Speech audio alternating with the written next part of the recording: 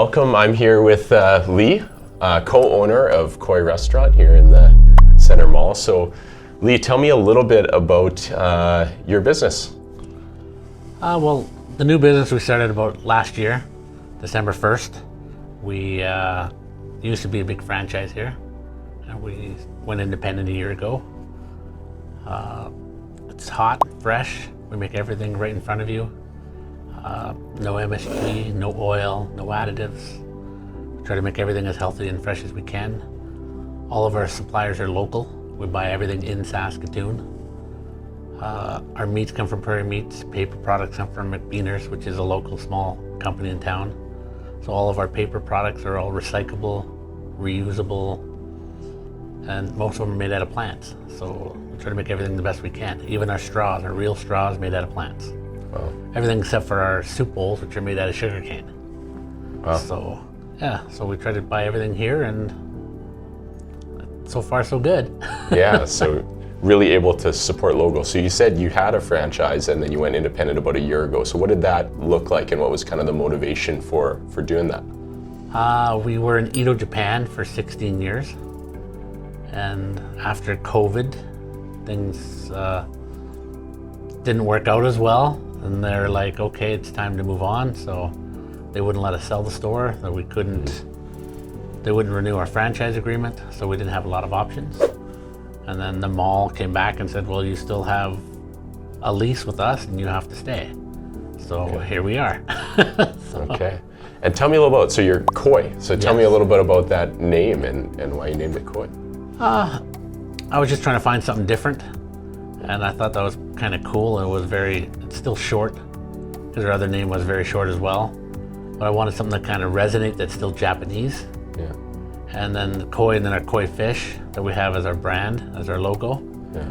So Koi means, what does it mean? Perseverance. And then our fish means love. So, and well, strength and perseverance. So we have the strength to persevere and move on and move forward. Yeah, no, that's That's awesome. what we're trying to do. For sure, and I know that's very much ingrained in the Japanese culture. I've been fortunate to go to Japan a few times, and definitely a culture of respect and people that are very strong and persevere. So, yeah. So on the menu, what would it look like? Obviously Japanese food, but what would you all serve on there? We serve rice or noodles. We have white rice or brown rice. We have yakisoba noodles, which are a thicker noodle. We have a thinner noodle, which is a ramen noodle. And then everything comes with vegetables: cabbage, carrots, broccoli, and mushrooms. And then we have chicken or beef or shrimp. And then you can mix and match and make what you want. But the good thing about our food and the way we do it, because it's called teppanyaki cooking, so we cook it right in front of the customer, we have the option to cook what they want or don't want. So say if they don't want broccoli in their meal, we can have it with no broccoli. Or if they don't want mushrooms, we can cater each meal to be specific to each customer. And that's one of the good things that people like. And then they're watching you make it right in front of them, so they know it hasn't been sitting there for 5 or 6 hours. Yeah. And it's fresh. You're bringing it up, you're cooking the meat from scratch, you're putting the vegetables on, and they're seeing what goes into it. So they can see that there's no MSG, no additives. It's right from raw to cook, and they see it done. Okay, that's pretty cool. Yeah, so maybe explain a little bit as being in the business. When people talk about MSG, no MSG, sometimes people don't understand. Can you explain that a little bit more when you say no additives, MSG? What might other people be doing? And you don't need to dig too much into it. That is kind of different, and what sets you apart in that regard? Okay, well, MSG is monosodium glutamate, and it's an additive that you put into food to give it flavor. But the problem with that is it has so many chemicals and stuff in it.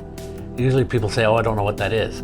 If you've had Oriental food or Chinese food before and you get a headache afterwards, that's the MSG. It reacts to your body and not in a healthy way. So we don't add any of that stuff to our food or our sauce. We make our sauce from scratch every day. So it's got water, soy sauce, some sugar in it, ginger, garlic, and that's it. There's no other additives in that sauce. And cornstarch to thicken it, of course, but other than that, that's it. And how do people find you? Do people kind of stumble across, they're in the mall, they're hungry, or how do people find you? Because I feel like you're it's a cool little restaurant here that how do people come across Koi? We've been in the mall for 17 years now, so we've been here for a long time. We did build the other brand before, Yeah. and as we did well, they would expand more and more stores. So they did well from the work that we did. Lots of people would come to us because they prefer our store, but if it's not convenient, they went somewhere else. Now they don't have that option because we are the only one. So people are now coming back to that because they want what we give them and they want that flavor. And they also like the fact that we are local now. And we do everything in Saskatoon. How have you shared that with, with the consumer, so people understand that, hey, you're really supporting local if you support Koi? Yeah, well, we do have signs up in the store that say local, locally owned, and we do tell all of our customers that we are now independent. We support local, so we pretty much tell that to every person that walks up to us, and we say we buy locally. If I'm coming to Koi, and I said, hey Lee, I want a recommendation. What would you recommend and why? I always ask everybody what they prefer, if they like chicken or beef, because everybody has a strong opinion on what they like more. Yeah. And some people like the beef, and if they like the beef, I said that's great. Cool. And what, you've got to a point where you can fully be local. What's the vision? What do you think of when you think of Koi? Like, do you want to expand, or do you just want to be able to provide a really good service here? What are you thinking? And I'd like to have this store do well first, because then they'll have a business model of people that can actually see what they're looking at before I say, oh yeah, okay, I can do this. And it's my vision that they got to see in my head, whereas here they can actually see the store in action. For sure. And for a store like yours, how many people does it take to operate a store like yours? What does it look like? During the day, it's usually 2 to 3 people, and then 2 at night. So you have to have a minimum of at least five people, and then me and my wife as well. So we try to make that work. And how do you recruit people to, reliable workers that can help and kind of be on the same vision and have some of the same values that it's clear that you have as a business owner? Canadian workers, it's very interesting on how they want to work and what they want to do. So I've kind of had to take a different approach to what we do here, and we do it with a lot of newcomers, with people that come to Canada. And then when they come here, I try to offer them service that they need. So right now in Saskatchewan, we provide a service by the province, which is SIMP, which is Saskatchewan Nominee Program. Yeah. So I try to do that for all my staff at no cost. Yeah. So I will do all the paperwork and everything and try to help them get a PR card, which is permanent residency, so they can look to get citizenship if that's what they want to do in Canada.